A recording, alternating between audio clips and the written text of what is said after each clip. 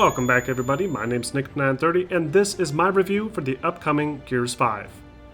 Gears 5 is a third-person cover-based shooter game, developed by the Coalition and published by Xbox Game Studios. In this sixth entry to the series, the Coalition set out to improve on every aspect of the Gears experience, with the same solid gameplay mechanics mixed in with some new expansive environments, a new player ability system, greatly expanded multiplayer, and an incredible overall presentation. But before we get into all that, let's take a spoiler-free look at Gears 5's story. Gears 5 takes place shortly after the events of Gears of War 4, with the Swarm quickly gathering strength, and the humans desperately trying to band together to hold them off. For most of the game, players take control of Kate, who, after the events of the previous game, sets off on her own personal quest to learn about her past. She's joined by her tech-savvy squadmate Del, James Phoenix, who takes on a more authoritative role this time around, and series newcomer Foz, whose arrogant attitude reminds me a lot of the early encounters with Baird in Gears 1. Other returning characters include Marcus, Cole, and Jin, along with some even older faces fans of the series may recognize. It's difficult to really speak to the story without spoiling anything for the fans, but I will say that there's a surprising amount of fan service this time around, with plenty of shoutouts to past events, characters, and locations, while still feeling like an entirely new experience. Gears 5 is easily the most cinematic the series has ever been. This more focused narrative approach helps to deliver a much more engaging and meaningful story, though some of the delivery, especially from Kate's performance, feels a bit off, and it does hurt some of the more emotional scenes at times. Still, disregarding the one or two off-putting bits of dialogue, the story in Gears 5 is one of the better the series has ever offered, and one that finally seems to answer some important questions. But what about the gameplay experience? Gears 5's gameplay is mostly unchanged from its many predecessors. Players can still roadie run, snap to cover, blind fire, and saw through swarm enemies with their trusty Lancer. However, Gears 5 does attempt to add a bit more to the formula to help mix things up, including new weapons, new methods for traversal, and a powerful new player ability upgrade system. First, let's talk about the additions to the weapon arsenal. All the fan favorites from previous games have returned here, including the Gnasher shotgun, the Boltok pistol, and Torque bow, along with the newer weapons from Gears of War 4 like the Enforcer SMG, M-Bar railgun, and Saw Blade launcher. But Gears 5 also introduces new weapons, like the Claw light machine gun that becomes more accurate with sustained fire, the Cryo cannon that can freeze enemies, making them susceptible to being blown apart with a single punch, the Lancer grenade launcher variant that can release a barrage of explosives down on foes, and the devastating Breaker Mace, a melee weapon that can completely decimate anything within range. These weapons offer plenty of advantages and disadvantages, and considering the increased range of most enemy encounters, players are going to need to carefully choose the right weapon for the job. Speaking of enemy encounters, players are going to run into plenty of familiar faces. The Swarm are now much more powerful than they were in Gears of War 4, with new armored enemies like the Warden, and deadly swarms of leeches called Flocks, that draw players into their cyclone and obliterate them with a single burst. All these enemies offer a nice change up to the pacing of the action, as some encounters will require quick movement and dodging, while others require patience and smart positioning. One interesting change to Gears 5's combat is the addition of health bars for some of the more powerful enemy combatants. Enemies like the towering carriers and Swarmax, or the new stump enemy types, feature floating health bars, and require a significant amount of damage to dispatch. Again, these health bars only display for the boss-like enemies, though in some cooperative modes, similar health bars will appear above standard enemies as well. But the absolute biggest change to Gears 5's gameplay is the addition of new player abilities. Abilities include a damage-resistant shield, a sonar pulse that can spot enemies through walls, and even a cloaking device to help attack from a new angle. Jack can also be used in combat to revive downed teammates, attack hostiles, and grab distant weapons, making him significantly more useful than he's ever been in the series. As players explore the worlds of Gears 5, they'll also find upgrade components, which can be used to improve Jack's many active and passive abilities. More unique upgrades can be found when completing the many side missions in the larger sections of the game. Unlike the past games, Gears 5 is more open-ended, with massive sprawling levels to explore, complete with optional side missions and plenty of secrets to uncover. It's not necessarily an open-world sandbox, but these larger portions of the game offer more opportunities for characters to share dialogue, and makes the occasional encounter with groups of enemies more meaningful. It's a great way to break up the pacing, especially for a series that has historically thrown horde after horde at the player for 5 acts straight. And that's not to say that the entire game functions this way either. There's still plenty of classic linear pieces all throughout, and the overall experience will take you a bit longer to complete than the older titles. All of these gameplay changes help to make Gears 5's campaign one of the most ambitious shakeups in the series to date. Where the original Gears games felt like a predictable slog through non-stop corridors of cover-based shooting, Gears 5 feels like an actual adventure, with players in charge of directing the pace.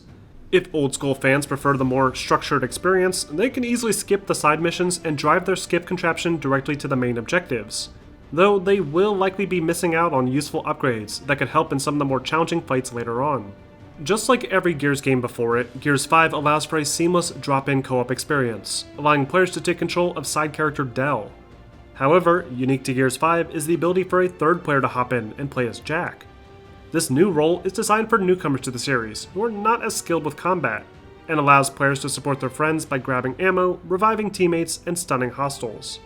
For groups of friends looking for a more inclusive cooperative experience, Gears 5 sees the return of the fan-favorite Horde mode, playable with up to 5 players.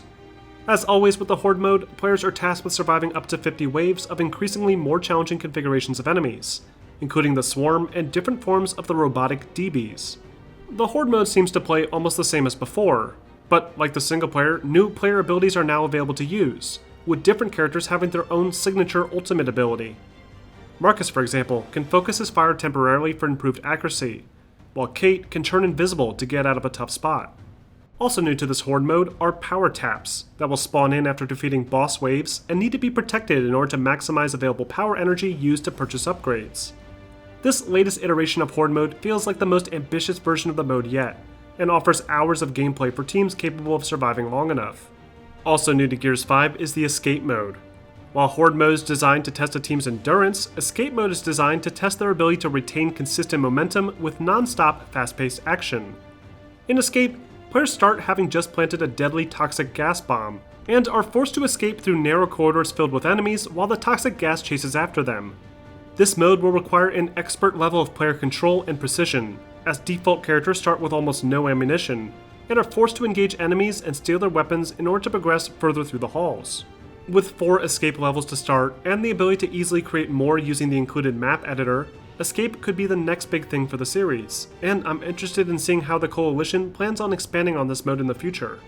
And then of course, there's the competitive multiplayer, where I was completely ripped apart over and over again by some of the most skilled players I have ever seen, bouncing from wall to wall with their Nasher shotguns and overwhelming me before I even knew what button to press. This is how it's always been with the Gears of War games when it comes to the multiplayer. However, Gears 5 seems to address this with a much more approachable option called Arcade. Unlike the classic Gears of War modes like Warzone and Elimination, Arcade limits players to standard weapons at each spawn, and forces them to earn their way to the more powerful weapons like the Boltok, Nasher, and Longshot within each match. This new, casual-based game mode offers a great way for newcomers to jump into the action without feeling overwhelmed, though it will be interesting to see just how populated the various matchmaking lobbies will be after launch, as there are a surprising amount of options available to choose from.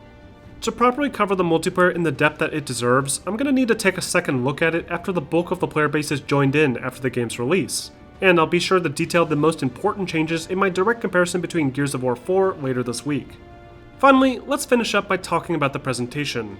Gears 5 may be one of the absolute best looking games I've ever seen on the Xbox One platform. Everything from the character designs, environmental detail, volumetric lighting, and enhanced effects look incredible, all with near flawless performance across all platforms that I tested. The level designs are much larger than they've ever been, with beautiful backdrops and little to no object or texture pop-in.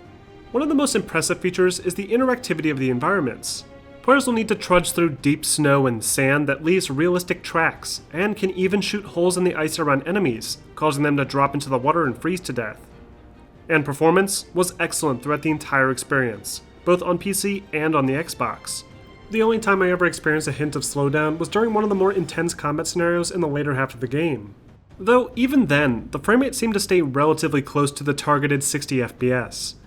Gears 5 feels incredibly polished, though I have run into a few minor issues, especially with the game's artificial intelligence. Now and again, I notice my AI teammates getting in the way, either by blocking the camera or by literally blocking my shots, requiring me to relocate. When they're not blocking shots, they sometimes can get lost in the environment, only to teleport back after activating a transitionary animation like squeezing through a crevice or opening a large door. I even had a situation where a single leech enemy glitched partially through the wall, requiring me to restart the encounter in order to progress to the next scene. But still, all things considered, these issues are incredibly minor, and were rare occurrences in the grand scheme of things.